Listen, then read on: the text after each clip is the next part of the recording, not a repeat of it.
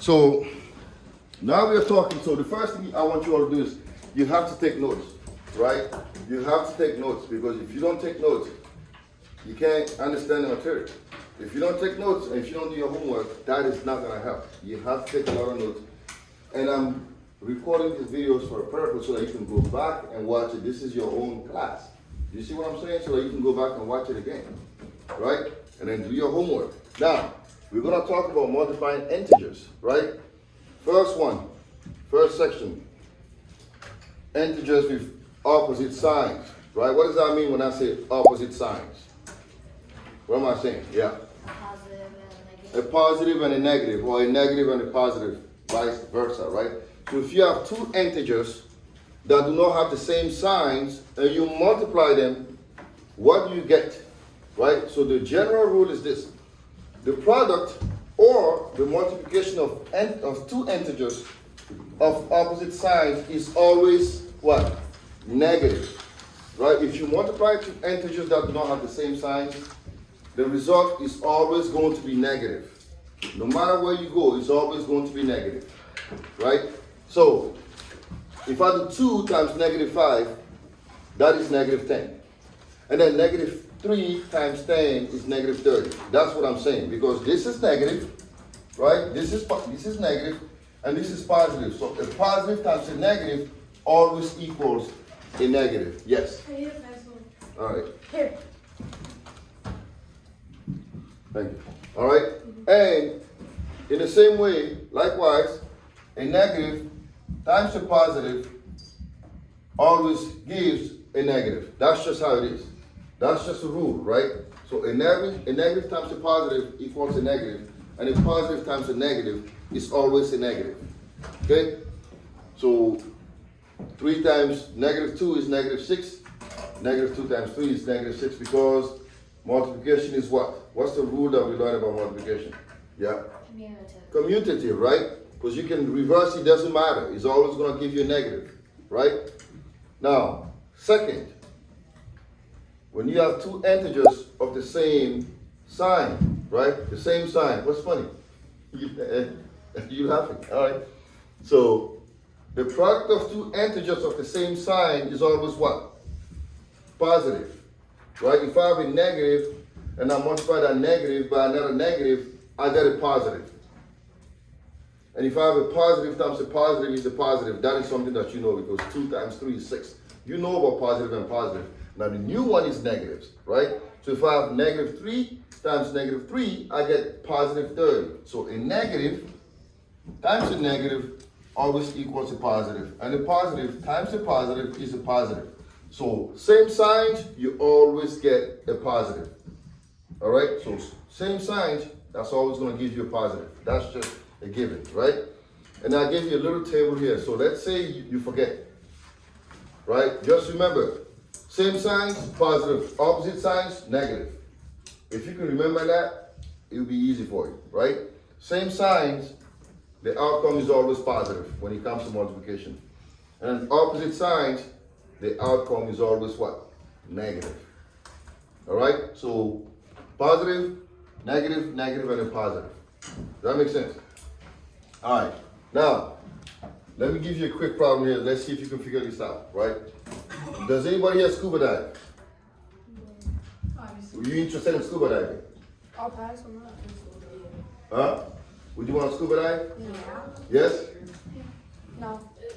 Yeah, I mean, I don't think I want to scuba dive just because I don't know what's under the water.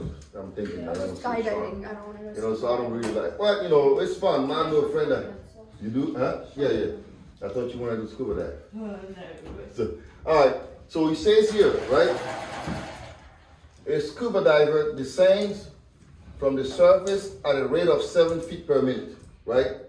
So he's descending at this rate. What was his depth at 15 minutes, right? So he's diving. Every 1 minute he goes down how many feet?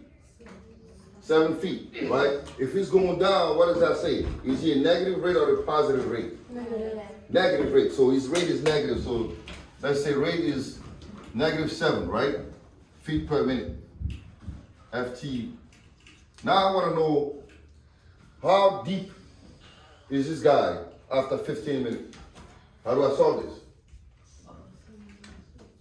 7 times 15, right? Thank you. So 7, negative 7 times 15, right? So how much do I get? So what's negative 7 times 15? 7 times 5 is what? 35, right? You take the 3, 7, and 1 is, so that's, so he's he's about 100 feet below what? Below sea level. So this is really deep in the water. That's pretty deep. That's like, this room is about how many, like about, let's say, about, maybe I'm 6, so 6 and, maybe this room about 6, maybe 7 and 5, right? So he's 105 feet below sea level. That's like how many times it's about 15 times his depth. That's pretty deep. You know, I don't want to do that. That just scares me, right? So it's about 150 feet, and make sure it's a negative because you're going down, right? So every time you hear the word descend, you're going down. It's going down. That means it's negative. When I ascend, I'm doing what? Positive, because I'm going up, right? Remember when at the resurrection, what did Jesus do before he left his disciples? Say it again. He went to the sky. He ascended, right? They saw him when he just whoops. Now, you want to see that? Yeah. Somebody just going like that and disappearing. I mean, that's insane, right? But he did. All right. Now that we've talked about multiplying integers of the same size, so far we've only seen like 2 integers. Just two, right? Now we're going up, and now we're talking about more than 2 integers, right? So now we have 3 integers, and then we want to multiply them. So how would you do this, Kingsley? We have negative 4 times 3 times negative 5. So how do you think you're going to solve this? Knowing the rules that we've learned, right? So how would you solve this? We have negative 4 times 3 times negative 5. Negative 4 times negative 5. Okay, so you can do that. All right. And what's that going to give you? Negative 20. What's the rule? Oh, positive. Because they are what? Same. Same. And then what are you going to do after that? 20 times 3. Times 3, and that is? 60. 60, right? So you do the 2 first, or you can go in order, right? You can do, now she used, what order did she use here to do this? She used the associative law, right? This times this, she can do that if she wants, right? Or you can go in order. Negative 4 times 6 is going to give you what? Ebenezer? Negative 12, right? Negative 4 times 3, that gives you negative 12, and then times that by negative 5, what do you get? 60. It's the same thing, right? So first, you can go this 2, and whatever you get, times it by the last one. All right? Now I have 3 negatives. Negative 2 times negative 5 times negative 6. Nora, how would I do this? Negative 2 times negative 5. All right. 10, okay. Times negative 6, which is negative 60. Negative 60. So I want you to come to see something here. How many negatives do I have? 3, right? 3, is it odd or even? Odd. So anytime you have an odd number of negatives, the outcome is always going to be what? Negative, right? Because I have 3 negatives, so I know that the outcome is going to be negative. But when I have an even number of negatives, the outcome is going to be what? Positive, right? Say I have negative 1 times negative 3 times negative 4 times negative 5 times negative 6. How many negatives do I have here? 5. So therefore, the outcome is going to be what? Negative, because it's an odd number of negatives, right? So this is how you figure out negatives, especially multiplication and division are pretty easy to figure out. The only thing that gets hard is when you have like that, and then you try to add on variables and stuff. Now here, we're gonna talk about simplifying algebraic expressions, right? So I have negative 2 times an x, and then times negative 6. This is an expression because you have what? You have a variable, right? An unknown, so this is therefore an expression.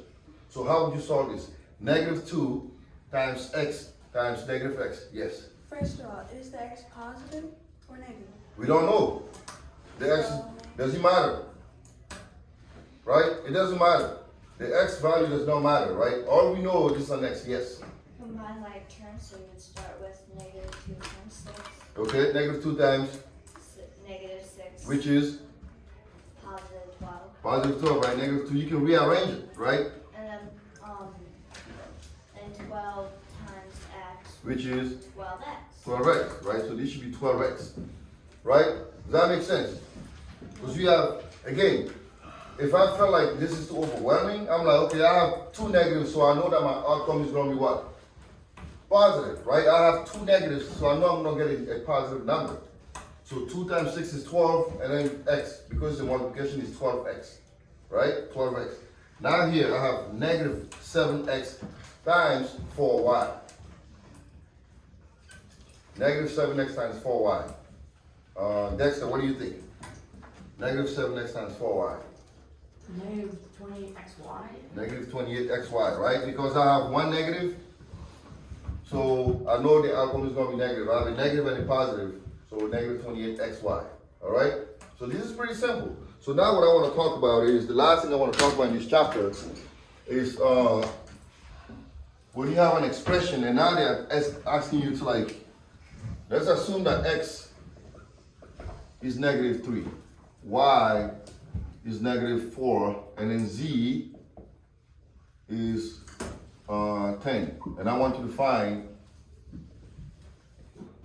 2x, y. How would you do this? I want you to find 2xy. I want somebody else. Vicky. I want you to find 2xy if x is negative 3, y is negative 4, and then z is 10. I want you to find 2xy. First, what does that mean? Say it again. 2 times negative 4 times what? Let's go in order, right? X is equal to what? So it's 2 times. Oh, sorry. I thought that was the more. Yeah. 2 times, Negative 3. and then times Negative 4. negative 4, right? So 2xy means you multiply 2 by negative 3 and then by negative 4. That makes sense, right? So now you have multiple options. You have at least 3 options to solve this. Kingsley, what's one of them? Negative 3 times negative 4. All right. That is? I don't know. 12. You said 12? Yeah. All right. And then times what? 2. 2, which is? 24. 24, right? So 2xy will be 24 because you're doing 2 times negative 3 times negative 4. Now I want you to find x, y, z. What's x, y, z? Somebody else. Wasn't spoken there. Oh, Abigail. X, y, z. Negative 3 All right. times negative 4 times 10. Times 10, right? So do you think the resulting number is going to be positive or negative? Negative? Why is it negative? Because it's an odd number. How many negatives do I have? Oh, 2. So 2. it's positive. Positive, right? I don't have, this is not an odd number. This is I have an even number of negatives, right? So therefore, what do I get? Negative 3 times negative 4 is 12, right? And then this is 120. All right, so this is pretty simple stuff, okay? So now I'm gonna assign some work for you guys to do in class. Now we have about 15 minutes. We can still work on those. We can start off here, all right?